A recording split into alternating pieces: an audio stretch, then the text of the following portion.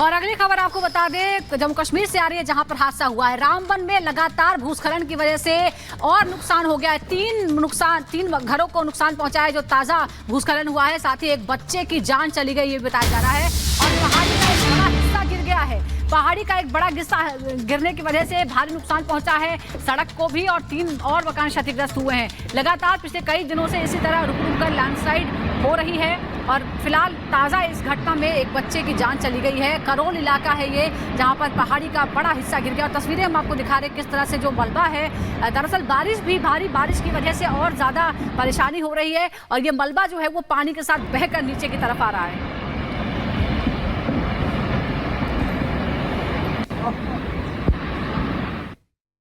रामबन जिले के करोल इलाके में 3 मकान जो हैं वो एक लैंडस्लाइड की जद में आए हैं। इस वक्त हम करोल में मौजूद हैं। ये एक वो घर है जिस पे लैंडस्लाइड आया। एक मासूम बच्चे की जिंदगी जो है वो इस लैंडस्लाइड ने छीन ली। आप देखेंगे तो यहाँ घर पूरी तरह से तहस नहस हो चुका है। एक यहाँ आलीशान घर हुआ करता, लेकिन अब ये पूरी तरह से निस्त नाबूद है। सिर्फ आपको यहाँ पर निशान दिखेंगे उस घर के। जो तबाही का मंजर कल यहाँ पर बरपा है उसकी तस्वीरें आपको दिखेंगी। आपको बता दें कि ठीक सामने जो आप एक बड़ा पहाड़ देख रहे हैं, उस पहाड़ का टुकड़ा जो है वो नीचे आया। ये पहाड़ बताया जाता है कि अब इस पे खतरा ये है कि कभी भी ये पूरे का पूरा पहाड़ नीचे आ सकता है। और यही कारण है कि लोगों को यहाँ से अब सुरक्षित स्थानों पर भेजा गया है, लेकिन डर लोगों को बहुत ज्यादा है। तो देखिए, आपको बड़ी खबर हम बता रहे हैं। जम्मू कश्मीर के रामबन का ये मामला है जहां लैंडस्लाइड से 3 मकान ध्वस्त हो गए, लेकिन दुखद खबर ये है कि लैंडस्लाइड में एक बच्चे की भी जान चली गई है। ये तस्वीरें आप देख रहे हैं। गुरसिमरन के पास हम चलेंगे। गुरसिमरन, 3 मकान लैंडस्लाइड में ध्वस्त हो जाते हैं, लेकिन एक बच्चे की जिंदगी भी खत्म हो जाती है। अभी मौजूदा स्थिति क्या कुछ बनी हुई है? किस तरह से रेस्क्यू का काम चल रहा है? कितने लोग घायल हुए हैं? क्या खबर?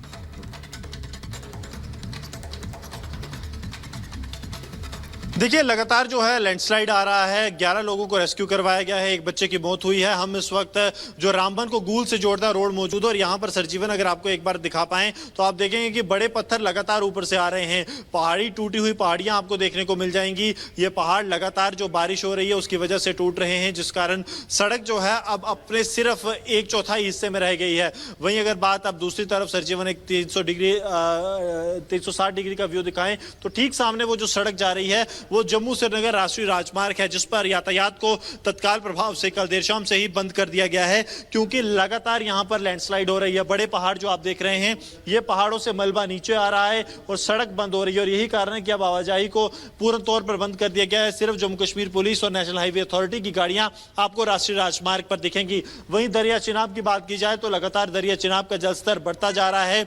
दरिया चिनाब का जलस्तर अगर बढ़ता है, अगर ज्यादा बढ़ता है, तो ना सिर्फ रामबन जिले में इसका इंपैक्ट पड़ता है, बल्कि जम्मू के अखनूर के इलाके के आसपास के जो रिहायशी घर हैं वो भी इसकी जद में आते हैं। तो उसको लेकर अब प्रशासन पूरी तरह से अलर्ट पर है। हालांकि अब धूप जरूर निकली है, लेकिन डर इस बात का भी सता रहा है कि अगर एक बार फिर से भारी बारिश होती है तो कहीं हालात जो हैं वो वैसे ना हो जाएं जहां कश्मीर घाटी जिस तरफ अग्रसर है। जी बिल्कुल, आशंका बनी हुई है और इसीलिए एहतियात भी बरती जा रही है। फिलहाल बहुत बहुत शुक्रिया आपका गुरसिमरन, पूरी जानकारी के लिए। आगे बढ़ते हैं और देखते हैं 2 मिनट में भारत।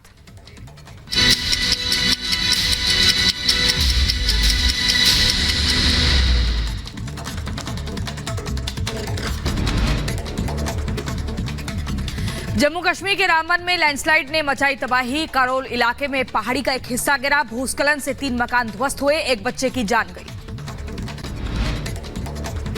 मंडी से कांग्रेस उम्मीदवार विक्रमादित्य सिंह ने किया कंगना पर हमला। कहा, जिस तरह की भाषा का इस्तेमाल करे कंगना वो हिमाचल की संस्कृति के लिए नहीं।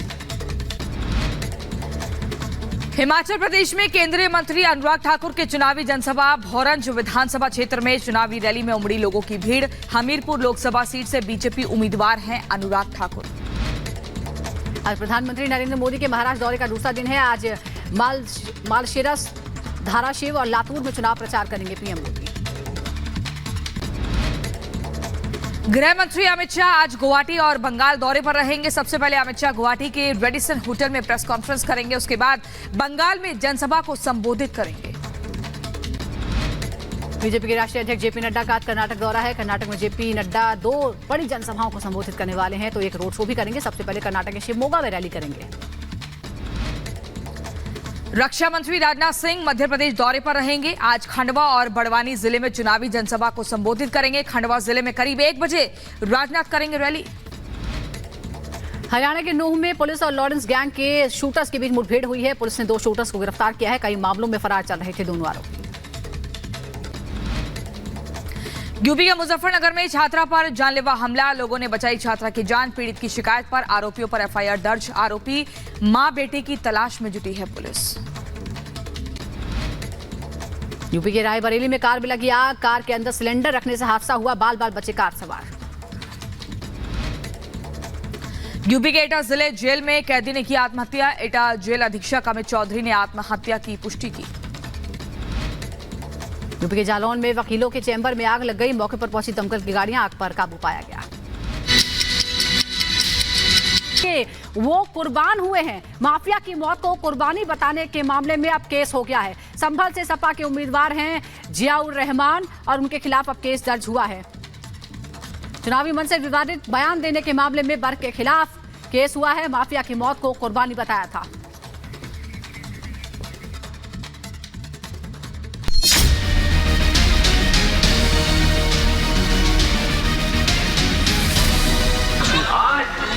जो हालात संभल और प्रदेश और देश के अंदर पूरे मुल्क में है, किसी से डरे छुपे हुए नहीं है।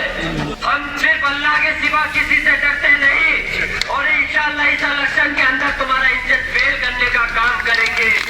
जब इंडिया गठबंधन की सरकार बन जाएगी तो प्रदेश की हुकूमत भी, मुझे उम्मीद है, ज्यादा लंबे टाइम तक अपनी बेसाखी पे टिक नहीं पाएगी। कोई अतीक अहमद के नाम पर वोट मांग रहा है तो कोई मुख्तार अंसारी के नाम पर वोट की फरियाद में लगा है। किसी को माफिया से हमदर्दी है तो कोई नाम लिए बगैर माफिया का जिक्र कर रहा है। और इन सब के बीच एक बात नोटिस करने वाली है कि ये समाजवादी पार्टी के नेता हैं और 2024 के इलेक्शन में चुनाव लड़ रहे हैं। जियाउर रहमान संभल से समाजवादी पार्टी के प्रत्याशी हैं और ये किसी से छिपा नहीं कि माफिया मुख्तार अंसारी और अतीक अहमद की पॉलिटिकल हिस्ट्री समाजवादी पार्टी से जुड़ी रही है। जो कुर्बानी, जो परेशानी बीजेपी के टाइम में हुई है वो आपको ज्यादा बताने की जरूरत नहीं है। चाहे आजम खान साहब को जेल में डालकर, उनके पूरे परिवार को जेल में डालकर जो किया गया है, चाहे हमारे शाहबुद्दीन साहब हो, अतीक अहमद साहब हो, मुख्तार अंसारी साहब हो, जो उनके साथ में जो सूरत हाल हुई है कोई उनको भूल नहीं सकता। मेरी गुजारिश है आप सब लोगों से, कसम है आप लोगों को कि उनकी कुर्बानी क्यों जाया मत होने दें। संभल के जिस मंच से अखिलेश ने इस चुनाव को देश के भविष्य का चुनाव बताया, उसी मंच से समाजवादी पार्टी के नेता सैकड़ों परिवारों की खुशियों को मातम में बदलने वाले मुख्तार अंसारी और अतीक अहमद को वोट के तौर पर इस्तेमाल कर रहे हैं। जियाउर रहमान बर्क की पहचान शफीकुर रहमान के पोते और संभल से समाजवादी पार्टी के उम्मीदवार के तौर पर है, लेकिन सियासी मंच से भड़काऊ बयान को लेकर पुलिस ने एफआईआर दर्ज कर ली है। मुख्तार अंसारी और अतीक अहमद जब जिंदा थे तब समाजवादी पार्टी ने उनके आतंक को अपनी सत्ता का जरिया बनाया और अब उनकी मौत को सियासी सीढ़ी के तौर पर इस्तेमाल करना चाहते हैं। इन माफियाओं के मुस्लिम वर्ग में पैठ मानी जाती है और इस समुदाय का एक तबका ऐसा है जो इनके कहने पर वोट करता था। मुख्तार और अतीक अपने प्रभाव वाले इलाके में खौफ की बिनाह पर वोट इधर से उधर करवाते थे और कई लोग इन माफियाओं के कहने पर इसलिए वोट डालते थे क्योंकि वो गुर्गों के तौर पर काम करते थे। अब इन्हीं तीनों तरह के वोटरों को साधने के लिए समाजवादी पार्टी के नेता माफिया का नाम ले रहे हैं और ये सब जानते हैं कि यूपी में माफिया राज का खात्मा को चला है। संभल में 7 तारीख को मतदान होगा। अखिलेश की पार्टी को लगता है कि अगर यूपी में योगी के मिशन 80 को रोकना है तो फिर अतीक मुख्तार की मौत के सिंपैथी कार्ड और डराने धमकाने की रणनीति ही काम कर पाएगी। इसलिए प्लान यही है कि माफिया कार्ड चलाकर वोटरों को अपने पाले में लिया जाए और इसे जस्टिफाई करने के लिए नई नई थ्योरी गढ़ी जा रही है। ऐसे फॉर्मूले बनाए जा रहे हैं जिसे बीजेपी के काट बताया जा रहा है। ये अलग बात है कि समाजवादी पार्टी चौतरफा घिर चुकी है। मुख्तार अंसारी मर गया, अतीक अहमद मिट्टी में मिल गया, मगर उसके नाम पर जिस तरह की राजनीति अखिलेश यादव की पार्टी कर रखी है और जिस वोट बैंक के लिए जानबूझकर भड़काऊ एक्सपेरिमेंट किया जा रहा है, वो इस बात पर मुहर है कि सियासी गलियारों में इन माफियाओं को जिंदा रखने की हरदम कोशिश की जाएगी। Bureau report, Republic Bharat. इसी खबर पर हमारी सहयोगी अनामिका सिंह काली हमारे साथ जुड़ गई है। अनामिका, जिस तरीके से सपाइयों का वोट के लिए माफिया प्रेम जाग गया है, ये कहीं इन्हें उल्टा ना पड़ जाए, क्योंकि ऐसे में इनकी कोशिश है कि बीजेपी के यूपी में 80 के रण को रोकना और जितने भी माफियाओं के समर्थक हैं उनको वोटर्स के रूप में अपनी तरफ लेना। क्या ये चल पाएगा?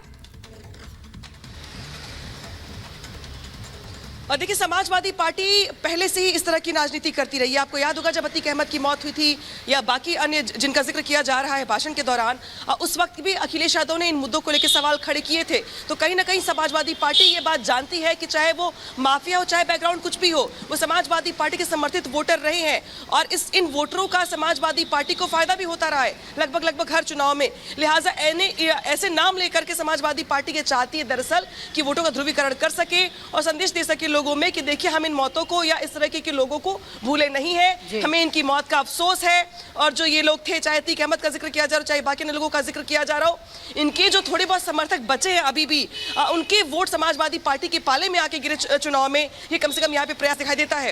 हालांकि ये बात सच है कि समाजवादी पार्टी को हर चुनाव में इसका फायदा होता रहा है और शायद यही वजह है कि समाजवादी पार्टी ये चाहती है कि इस बार के चुनाव में भी ऐसे भाषण देकर, या उसके नेता ये चाहते हैं इस तरह के भड़काऊ भाषण दे करके कम से कम जो उनके कोर वोटर्स हैं, जो उनको वोट देते रहे हैं, वो छिटके नहीं, वो कहीं जाए नहीं समाजवादी पार्टी में, फिर से वोट करें। और शायद यही वजह है कि जिनकी मौत 1.25 साल पहले हो चुकी है, जिनका रिकॉर्ड रहा है आपराधिक, जिनके ऊपर सैकड़ों मुकदमे रहे, उनकी भी मौत को लेकर एफर्ट है कि किसी तरह से लोगों को गैल्वेनाइज किया जा सके और इस तरह से सहानुभूति के नाम पर वोट हासिल किए जा सके। हालांकि 4 जून को पता चलेगा कि कितने कामयाब हुए थे। बहुत बहुत शुक्रिया आपका अनामिका इस जानकारी के लिए। इधर चुनाव प्रचार लगातार जारी है और एक्टर गोविंदा भी चुनाव प्रचार करने पहुंचे कोल्हापुर और यहां पर प्रचार के दौरान उन्हें डांस भी करना पड़ा। खबर इस रिपोर्ट में दिखाते हैं।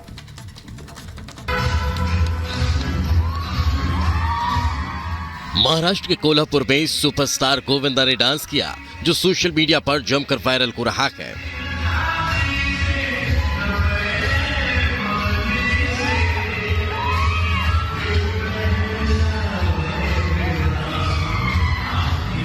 अभिनेता गोविंदा शिवसेना शिंदे गुट के प्रत्याशी के समर्थन में प्रचार करने पहुंचे थे।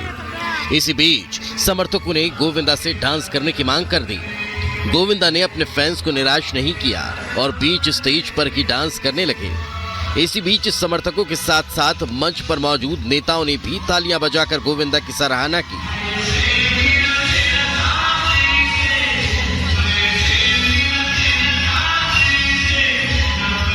28 मार्च को बॉलीवुड एक्टर गोविंदा महाराष्ट्र के सीएम एकनाथ शिंदे के नेतृत्व वाली शिवसेना में शामिल हुए थे। तब से उम्मीदवारों के प्रचार में लगे हुए हैं। Bureau report, Republic Bharat. तो देखिए, तीसरे चरण के रण में तमाम राजनीतिक पार्टियां लगातार जुटी हुई हैं, लेकिन आपको चुनावी अपडेट में बता दें, पीएम मोदी महाराष्ट्र में आज उनका दूसरा दिन है। लगातार ताबड़तोड़ रैलियां कर रहे हैं। मड़ा, आपको बता दें, ओस्मानाबाद और लातूर में आज पीएम मोदी की रैली है। ये दूसरा दिन है महाराष्ट्र में। तेलंगाना के जहीराबाद में प्रधानमंत्री मोदी की रैली होगी, जिसमें तमाम जमीनी मुद्दों को संबोधित करेंगे पीएम मोदी। और ऐसे में इसके बाद अमित शाह की अगर हम बात करें तो वो पश्चिम बंगाल के दौरे